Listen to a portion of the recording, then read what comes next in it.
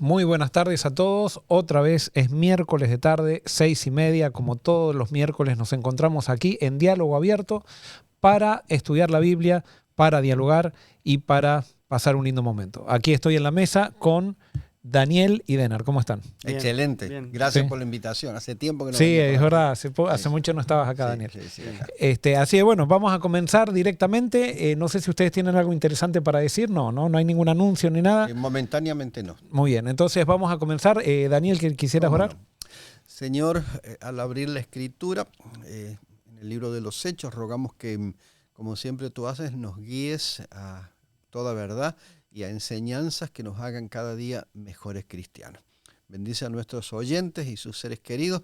En nombre de Jesús. Amén. Amén. Amén.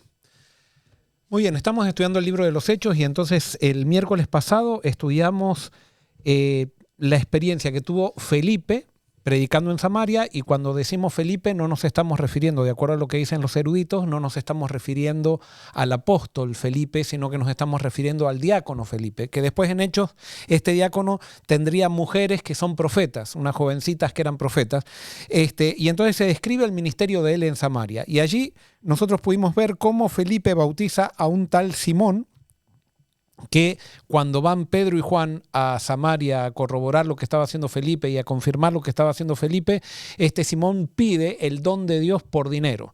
Y de ahí nace lo que en el cristianismo se le llama la simonía. O sea, tratar de obtener un beneficio dentro del ambiente eclesiástico por medio del dinero. Y entonces eso lo analizamos el episodio pasado, y hoy vamos a ver cómo sigue la obra de Felipe. Y ahora entramos en un episodio que se ha leído mucho en la iglesia por mucho tiempo, por lo menos en los bautismos se lee mucho este episodio, pero es algo que tiene muchas cosas lindas para ver, y vamos a tratar entonces de estudiarlo. Abrimos entonces la Biblia en Hechos capítulo 8, versículos 26, y vamos a leer ahora hasta el 31. Denar, ¿vos pudieras leer? Sí. Un ángel del Señor habló a Felipe diciendo: levántate y ve hacia el sur, por el camino que desciende de Jerusalén a Gaza, el cual es desierto. Entonces él se levantó y fue, y sucedió que un etíope, eunuco, funcionario de Candace, reina de los etíopes, el cual estaba sobre todos sus tesoros y había venido a Jerusalén para adorar, volvía sentado en su carro y leyendo al profeta Isaías, y el Espíritu dijo a Felipe: acércate y júntate a ese carro. Acudiendo Felipe, le oyó que leía al profeta Isaías y dijo: ¿pero entiendes lo que lees? Él dijo: ¿y cómo podré si alguno no me enseñare? Y rogó a Felipe que subiese y se sentara con él. Muy bien, vamos a analizar algunas cosas interesantes. Primero, acá se nos dice que un ángel del Señor habló a Felipe diciendo: levántate y ve hacia el sur por el camino que desciende de Jerusalén a Gaza, el cual es desierto. Un ángel se le aparece a Felipe. ¿No les ha dado a ustedes muchas veces, cuando estaban en problemas o algo por el estilo, deseos de que se les aparezca un ángel y les hable como les habló a Felipe? Sí, y no solamente un ángel, ¿no? Sino tener un mensaje directo que sea, que te toque y dice: mira, camina por acá, haz esto, pero la mayoría de las veces queda librado a nuestra relación con el Señor y finalmente a tener que tomar una decisión, ¿no? Ajá, yo quisiera saber esto de un ángel del Señor habló a Felipe. ¿Cómo le habló el ángel a Felipe? Y acá vamos a hacer algunas aclaraciones que quizás nos ayuden a entender ciertas cosas. Primero, si ustedes les dicen un ángel se me aparece, ¿cómo ven al ángel? Blanco, luz, Luz. como muy, muy resplandeciente. Bonito, impresionante. Muy bien. Generalmente eso es lo que vemos. Cuando ven, por ejemplo, ustedes la segunda venida de Cristo en esas iconografías o en esos gráficos que nos han mostrado en la escuela sabática, siempre aparece como Jesús viniendo alrededor de un montón de ángeles. ¿Y qué tienen los ángeles? Alas. Bueno, esa manera de representar a los ángeles es una manera que comienza a revelarse así en la Edad Media, pero no la vemos eso en la Biblia. En la Biblia los ángeles no tienen alas. En la Biblia los ángeles aparecen como seres humanos. O sea, de acuerdo al contexto de la Biblia, dice: un ángel del Señor habló a Felipe diciendo. Acá no dice que se le apareció un ángel ni nada, sino que le habló el ángel.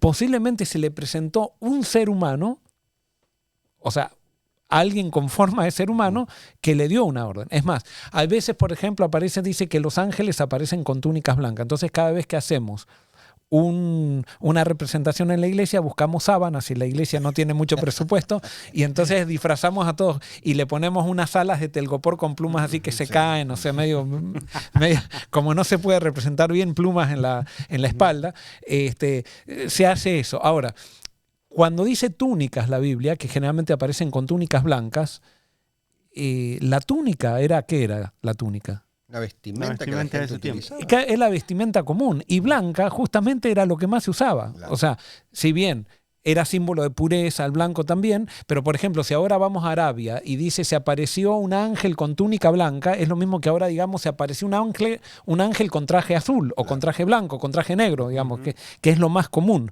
Bueno, los ángeles no se manifestaban de una forma gloriosa, si podríamos decir, cuando se comunicaban con la gente de la época. Nada más que la gente de la época podía discernir, posiblemente después, se daba cuenta, o en el momento se daba cuenta, que esto venía del Señor.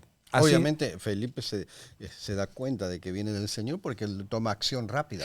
Correcto. Y entonces ahora hay un discernimiento espiritual que cuando alguien está con Dios comienza a ver el mundo de una manera diferente, porque ahora ya no somos materialistas cuando estamos con Dios, sino que ahora podemos ver cómo interactúa el mundo espiritual con el mundo material. Y entonces lo que a una persona, por ejemplo, que está cerca de Dios le parece un milagro, a un materialista dice es la casualidad. Eso es algo... No, y el espiritual dice no, es que justo ocurrió en el momento que necesitábamos, le da una interpretación al milagro que el materialista no lo ve así. O sea, porque no tiene conectado el mundo espiritual con el mundo material. Ahora, fíjense lo que dice Hebreos capítulo 13, versículo 2, que confirma un poco lo que estoy diciendo. Hebreos 13, 2. ¿Qué dice Hebreos 13, 2? Hebreos 13:2 dice lo siguiente: no os olvidéis de la hospitalidad, porque por ellos algunos sin saberlo hospedaron ángeles. O sea, cuando si un ángel tiene alas y eso, y vos le das hospitalidad, vos decís, bueno, necesito una cama que le quepan las alas o algo por el estilo, entonces vos te das cuenta que realmente estás hospedando un ángel. Pero cuando te dice eso, Hebreos, cuando te dice eso Pablo, te está diciendo que los ángeles se manifiestan de forma humana y muchas veces no nos damos cuenta que estamos interactuando con ángeles. Y posiblemente vos, Daniel, vos, Denar, y yo también hemos hablado quizás muchísimas veces con ángeles. Hermoso. Y no sabemos. Y no nos hemos dado cuenta. Es más, yo no sé si a ustedes les ha pasado, pero yo tengo ciertas personas que me he relacionado por bastante tiempo que por momentos digo, ¿no serán ángeles? No sé si eso. A mí me ha pasado con ángeles caídos. Bueno, es que puede ser. Es que demonio humanizado. Pero que el demonio... en realidad, que la verdad... No la esperaba esa. Pero si es por un lado, también es por el otro lado. Lógico, o sea, puede ser. Lógico. Totalmente. Entonces, ¿de dónde se saca esto de los ángeles con alas? Esto se saca de las figuras que aparecen en Ezequiel, y si no mal recuerdo en Isaías también, de los querubines. Okay, Sí. Los querubines, sí, que tienen cara de... los describen muy raros, ¿no? En la Biblia, y se describen de una manera muy rara. Los querubines sí tienen alas, y eran los que aparecían en la caja del arca, si podríamos decir, en el arca del santuario. Eran querubines protectores los que estaban allí, que de allí deducimos entonces que Lucifer era un querubín y posiblemente Lucifer sí tenga alas. Pero lo que vemos en la Biblia, cuando se manifiesta un ángel, se manifiesta sin alas. Y por eso esas figuras que aparece en la segunda venida de Cristo con alas y todo eso, los ángeles todos rodeados con alas y eso, son figuras de la Edad Media que no tienen que ver mucho con la realidad bíblica, y tampoco ninguna figura que describe las realidades celestiales puede describirlas realmente bien. Cada uno la describe de acuerdo a sus pareceres, ¿no? El pintor. Claro. Muy bien, entonces el ángel le dice a Felipe, ve camino a Gaza, un camino desierto entre Gaza y Jerusalén. Y Felipe, como vos dijiste, Daniel, entonces se levantó rápido y entonces allí se encuentra ¿con quién? Con un eunuco Muy bien, pero ¿de dónde era? Era de Etiopía. de Etiopía, o sea, de África. Ujú. ¿Y por qué estaba este etíope allí? Dice que este etíope era funcionario de Candace.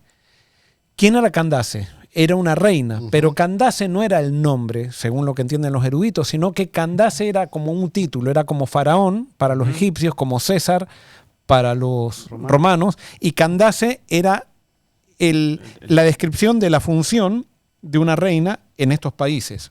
Ahora, es interesante porque este etíope viene a Jerusalén y viene a adorar a Jerusalén. Evidentemente tenía conexión con el judaísmo. Y sí, históricamente hay una conexión del judaísmo con países de África, que posiblemente muchos le atribuyen a esta conexión a la reina de Saba cuando fue a visitar a Salomón, que dice que ella quedó tan impresionada y que incluso comenzó a vivir el judaísmo. Y además, yo no sé si Salomón se habrá casado también con ella, que Salomón no perdía tiempo, ¿no? Claro. Pero entonces de ahí comienza la conexión y hay referencia de que por mucho tiempo en Etiopía, en la zona donde estaban estos pueblos, se guardó el sábado. Mira eso. ¿No? O sea, ya desde tiempos remotos, históricamente, hay evidencias de eso. Así que hay una conexión entre África y el judaísmo e Israel. Ahora, lo interesante que esta persona tenía, ¿cuál era su condición? Eunuco. Era eunuco. ¿Y qué era un eunuco? ¿Qué era un eunuco? Una triste condición de aquella época, una persona que le quitaban sus miembros viriles. Ajá. Muy bien. Un eunuco podía ser alguien que lo castraban o alguien que incluso lo castraban y le quitaban el órgano sexual masculino, ¿no?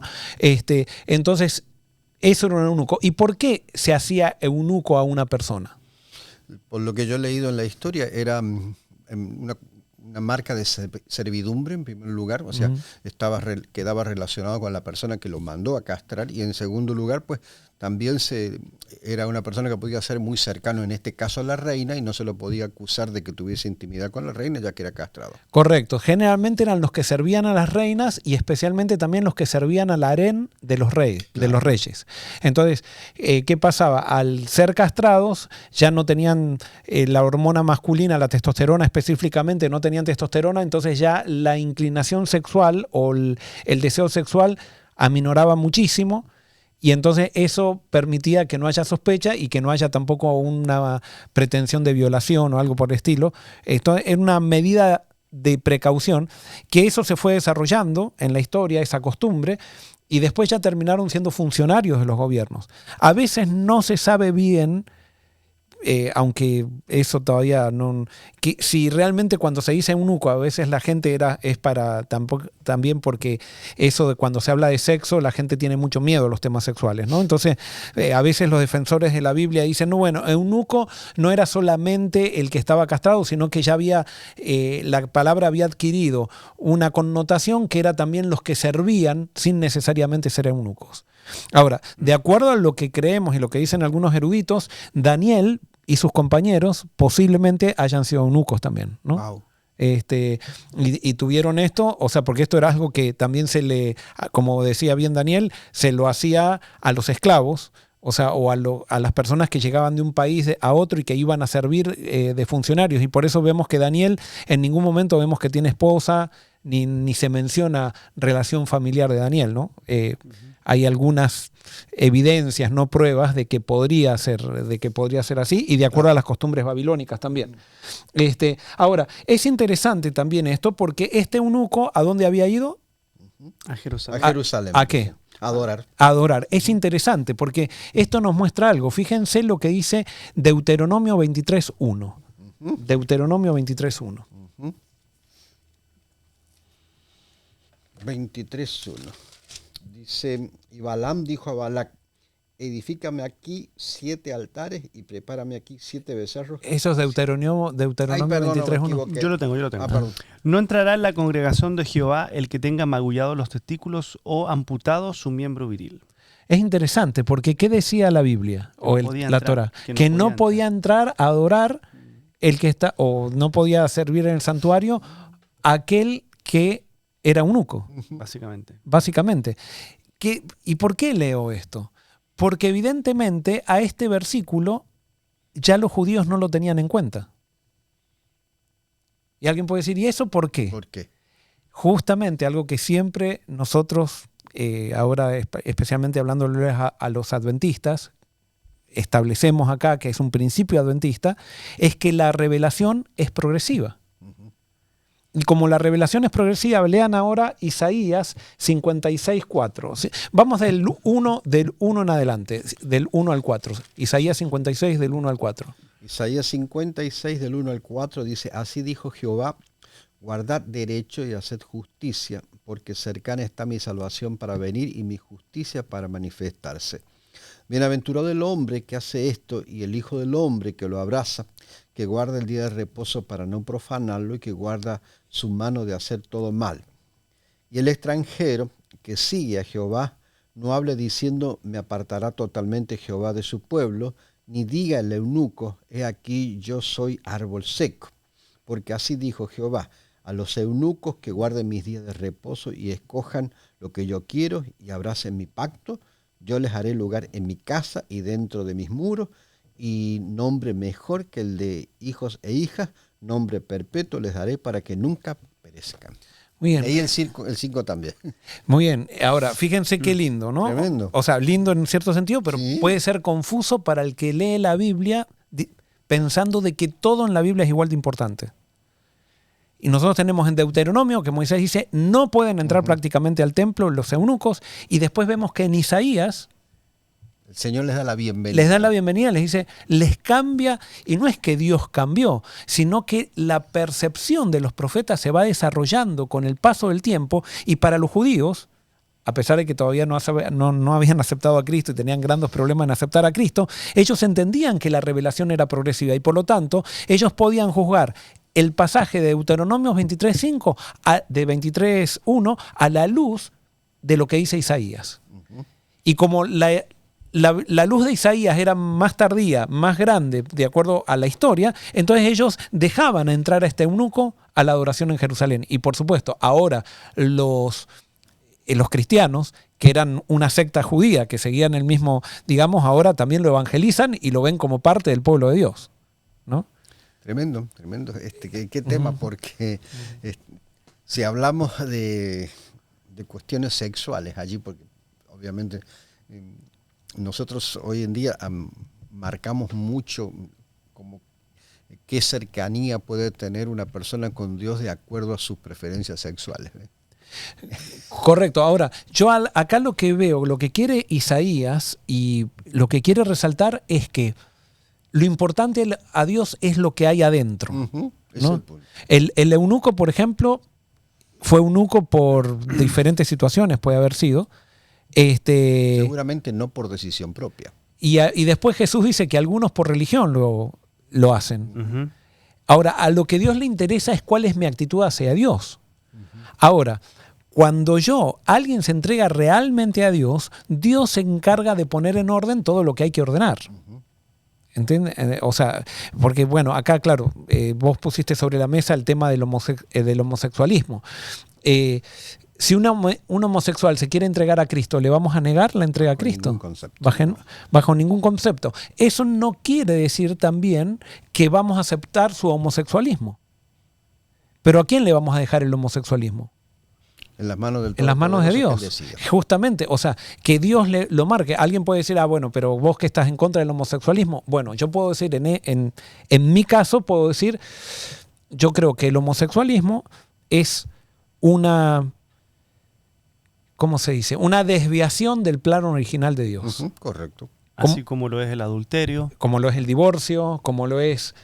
Y no por eso condenamos al que adultera, aunque sí decimos siempre que el adulterio está mal. No por eso condenamos al que se divorcia, aunque decimos que el que se divorcia está mal.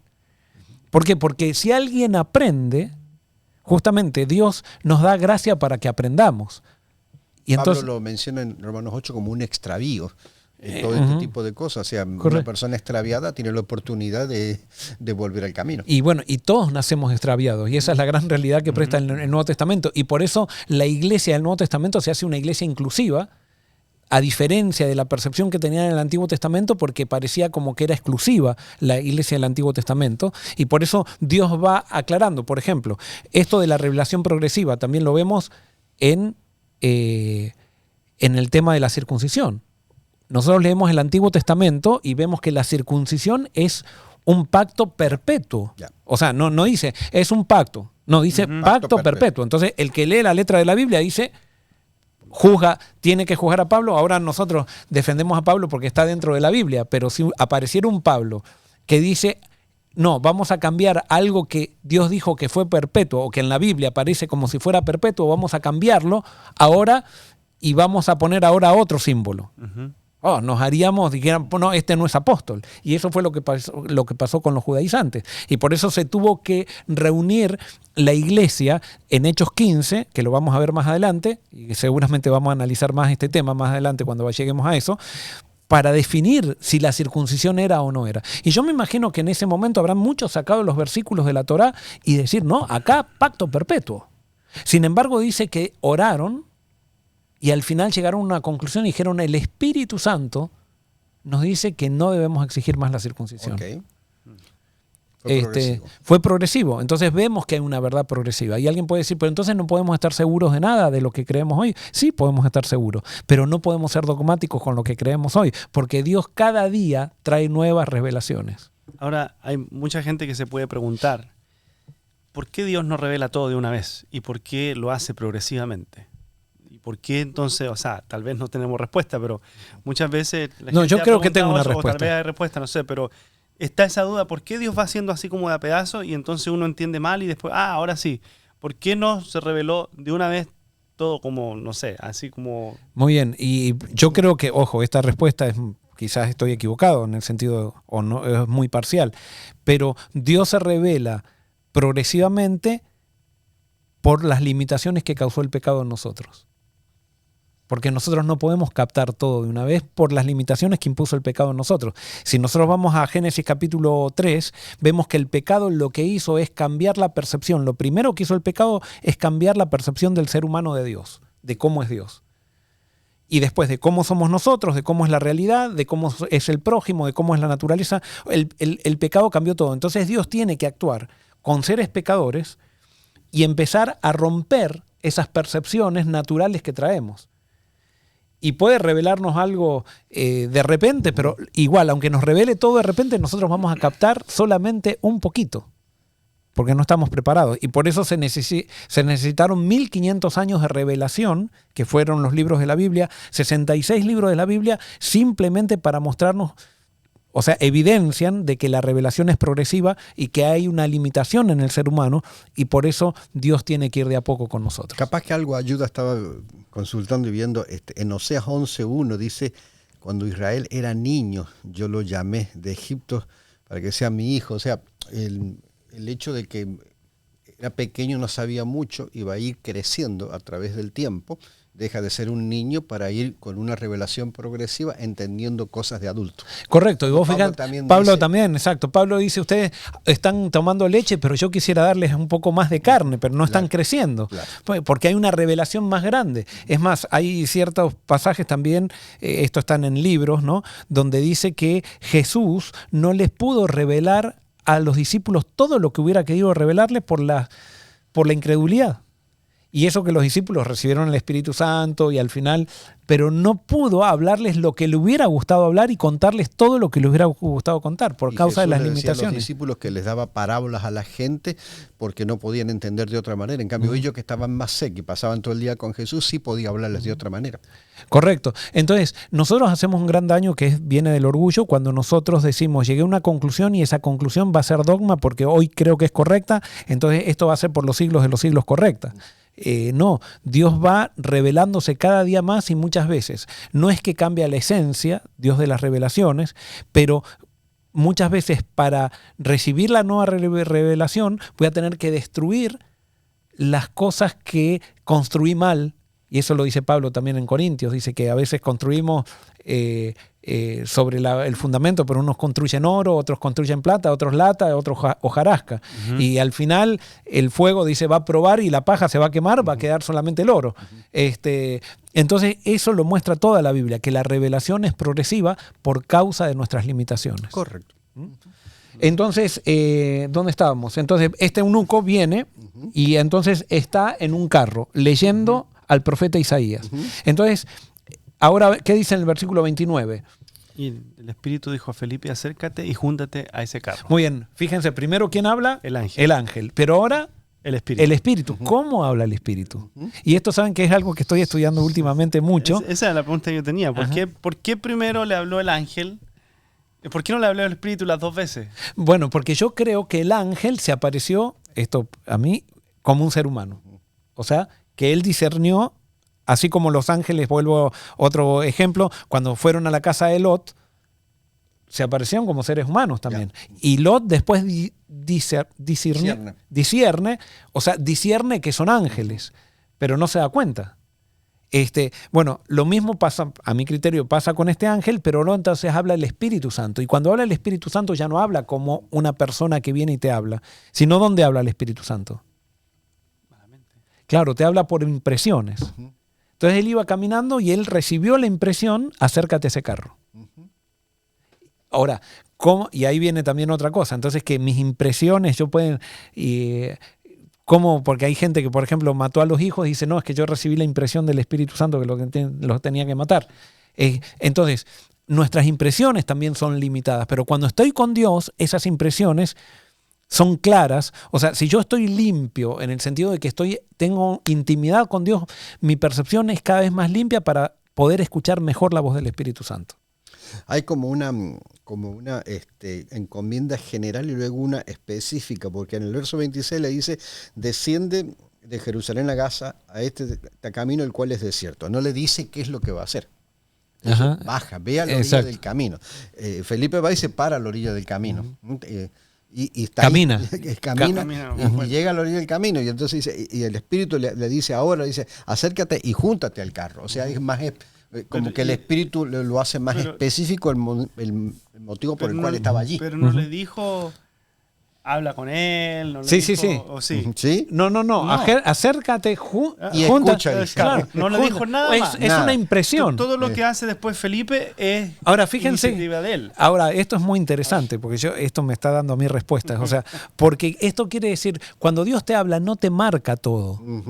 También entra tu inteligencia, entra tu análisis de la circunstancia, y que era algo que tenía Felipe. Felipe tenía algo muy claro en su vida, que él estaba en misión siempre. Entonces, ahora, él le hace caso al Espíritu, se acerca al carro y escucha. Y escucha. Y entonces ahí cuando escucha, dice, ya sé por qué estoy acá. Claro, yo me imagino que lo mismo habrá pasado con el ángel. Viene un ser humano y le dice, anda del camino, y debe haber dicho Felipe, este es un ángel. Y después, claro, Lucas lo relata, se le apareció un ángel y eso, este es un ángel. Pero las cosas de Dios son mucho más naturales de lo que nosotros nos imaginamos. Vuelvo a repetir, la Edad Media tuvo muchas culpas en nuestra manera de ver religión, y ese esplendor que aparece en los ángeles, las alas y todo eso, no, era mucho más común el mundo sobrenatural con el mundo natural cuando se unían. Entonces ahora, él recibe la impresión, se acerca y ve que este hombre, este eunuco, está leyendo Isaías en voz alta. Qué lindo, ¿no? Y él va caminando, porque esto es como una caravana. En esa época se viajaba, entonces el carro del eunuco iba despacito, y claro, el eunuco tenía plata, Felipe no, y entonces Felipe va caminando a paso de hombre, o sea, al lado del carro, y escucha. Y entonces cuando escucha, ahí actúa rápido. Y entonces le dice, acudiendo Felipe, lo oyó que leía el profeta Isaías. O sea, evidentemente Felipe sabía las escrituras, porque si viene alguien que nunca leyó la Biblia y dice, ¿qué está leyendo? Cualquier cosa. Y dijo, ¿pero entiendes lo que lees? Ahí entra Felipe. Ahí está. Ya no deja todo en las manos de Dios. Dios le puso la pelota para que la patee. Puso la situación. Ahora, hay algo, esta es la colaboración del hombre con Dios, entonces le hace una pregunta, y entonces el eunuco le dice, ¿y cómo podré si alguien no me enseña?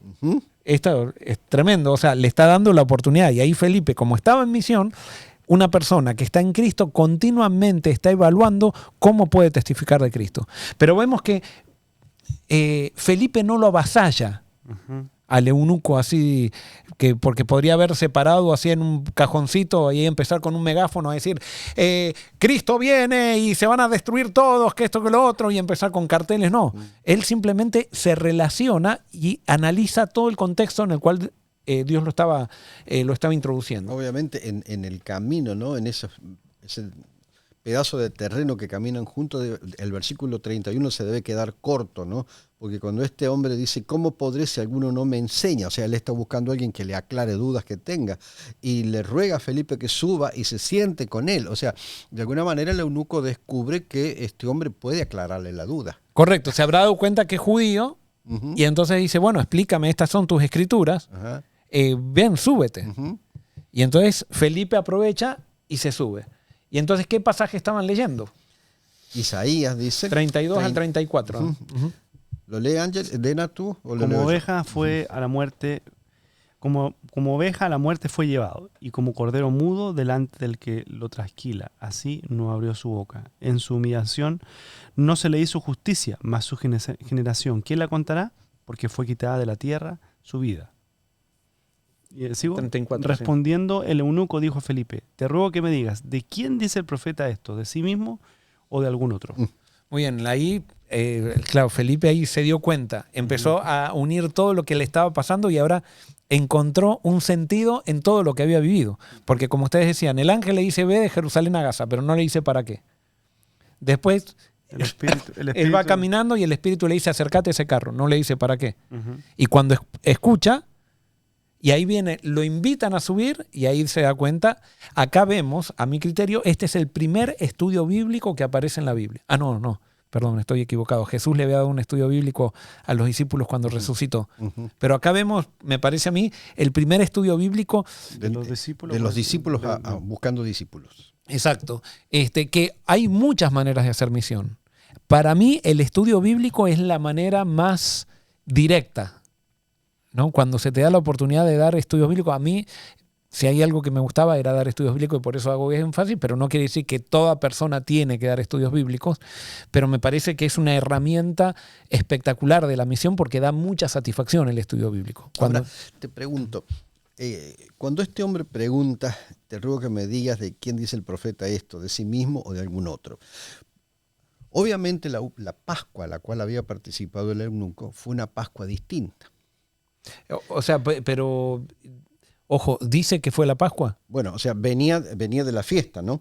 No sé.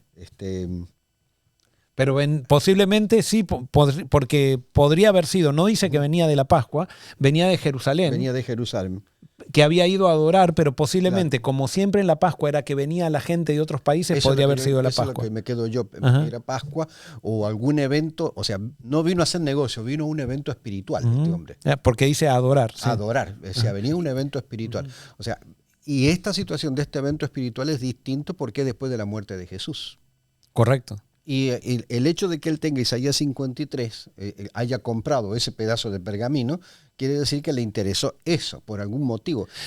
Alguien le hizo, o en alguna circunstancia le hizo picar una duda con respecto a la religión que él practicaba hasta ese momento, porque él era un hombre convertido al judaísmo. Totalmente. O sea, su religión comienza a trastabillar producto de quién, de Jesús. Claro, totalmente. Lo que estás diciendo tiene que ser... Esto tendría que ser para Chosen, digamos, para que hacer todo el contexto. Pero él cuando estaba en Jerusalén, ¿qué habrá sentido? Perdón. En Jerusalén él habrá sentido diferentes voces porque era imposible que en Jerusalén no se hable de Jesús. De Jesús, que por lo que vimos en el estudio pasado, Jesús debe haber muerto a esta altura hace un año quizás o 2 años. Ya había pasado la muerte de Jesús. Pero, por supuesto, estaban todo el mundo hablando del Mesías, un movimiento cristiano que estaba surgiendo, que estaban siendo perseguidos, y él posiblemente en Jerusalén no se encontró con muchos cristianos porque los cristianos ya estaban siendo perseguidos por Pablo y dice que habían salido de Jerusalén, pero entonces ¿qué referencias de Jesús había escuchado en Jerusalén? buenas o malas. Me imagino que buenísima de parte de los seguidores de Jesús y malísima de parte de los fariseos y los miembros de su iglesia. Sí, Claro, sí.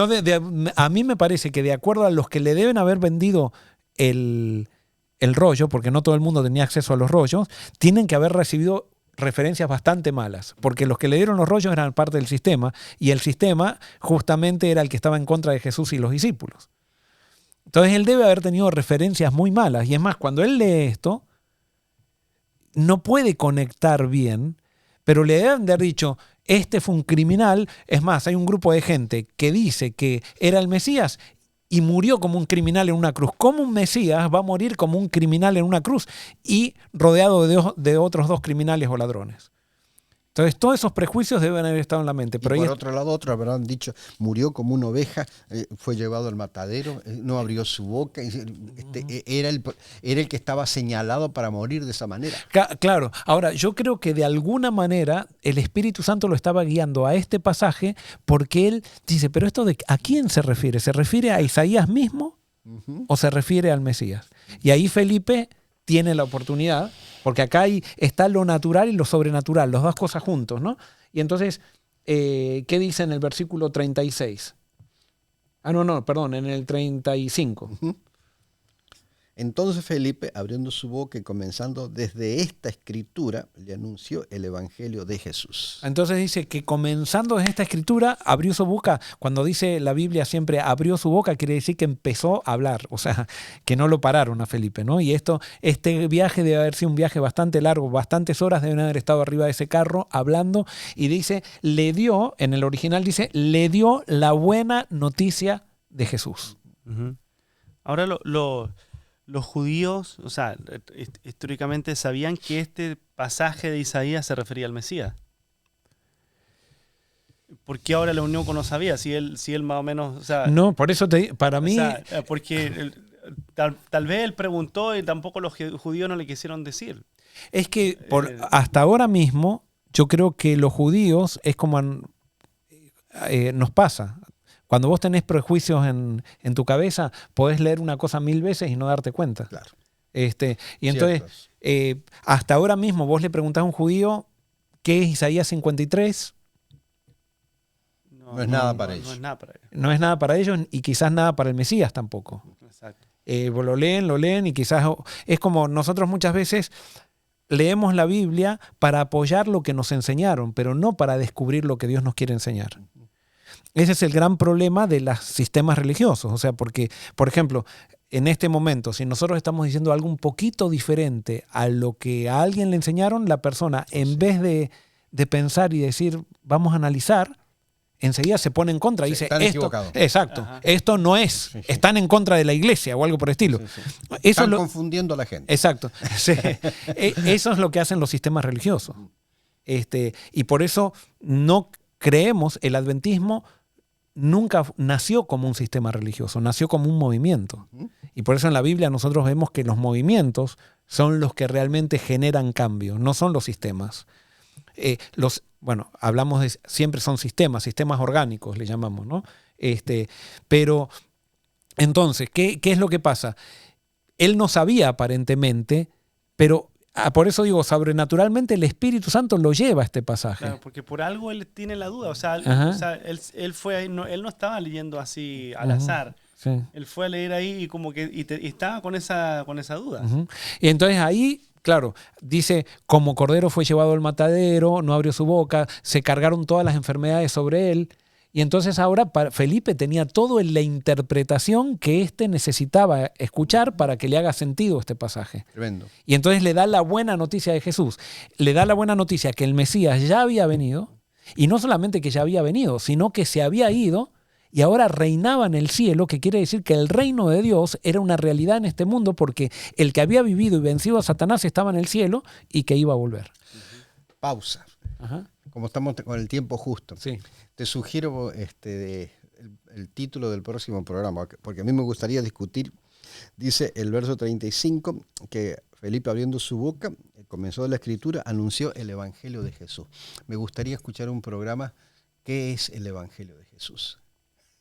Bueno, si ¿Qué querés, es? vos estás proponiendo eso. Sí. Hay apoyo. Sí. Apoyo. Todos están ahorrando su mano. Muy bien, vamos. Entonces votamos acá que el próximo vamos a analizar los versículos que quedan. Ok. Sí. Los versículos que quedan para ver qué es el Evangelio de Jesús y también el resultado de lo que produce el Evangelio de Jesús, ¿no? Porque para mí hay dos cosas que me gustaría repasar. ¿Qué es lo que nosotros entendemos ahora que es el Evangelio de Jesús? Y la otra cosa que aquí ha traído controversia dentro de la iglesia es el hecho de que este hombre es bautizado automáticamente.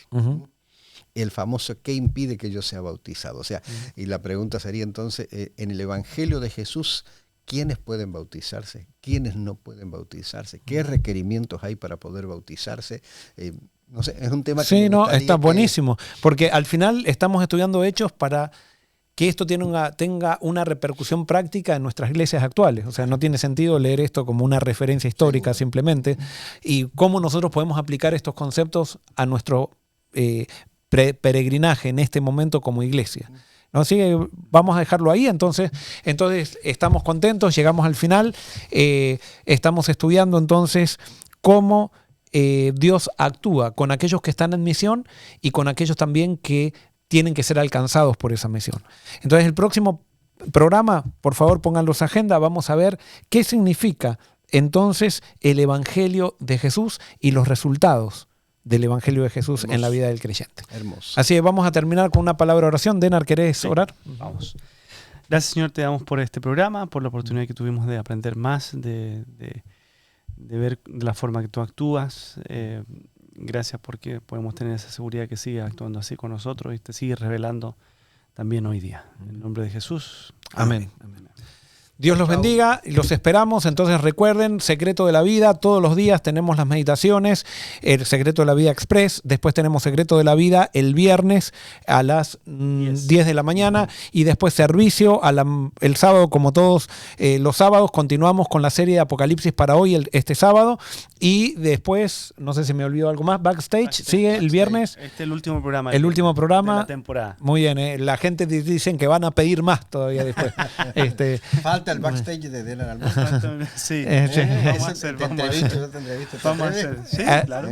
Así que sígase conectado con Forest City, pero si se desconecta de Forest City, por favor, no deje de seguir conectado con Jesús, porque Él es la cabeza. Dios los bendiga.